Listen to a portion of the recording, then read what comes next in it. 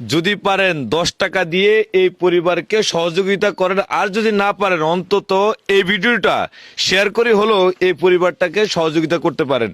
আসলে কি হয়েছে এই পরিবারের, কেন তারা আপনাদের সামনে আসছে, এই বিষয়ে বিস্তারিত তার কাছ থেকে শুনি।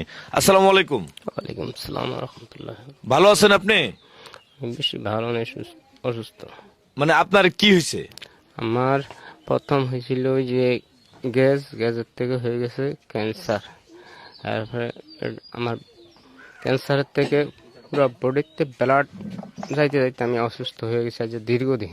আচ্ছা, 6 মাসের মতো আমি নিজের কোনো পায়ে দাঁড়াই না, কোনো সমর্থন আমার নাই। তো আপনার ছেলে মেয়ে কয়জন? 3 জন। 3 জন। আপনার বড় কোনো ছেলে আছে? না, ওই যে একটা ছোট ছেলে 3 বছর। 3 বছর। আপনি তাহলে এখন যে ক্যামেরার সামনে আসছেন কেন? যে অসহায় মানুষ আজকে দশে আমার হেল্প করে এতটুকু আনছে, সাহায্য করি। তো প্রিয় দর্শক, আসলে আপনারা চাইলে কিন্তু ওনাকে আর্থিকভাবে সহযোগিতা করতে পারেন।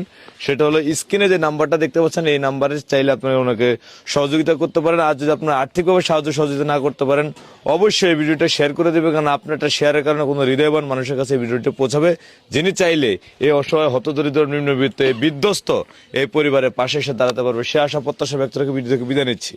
ভালো থাকবেন, সুস্থ থাকবেন, আল্লাহ হাফিজ।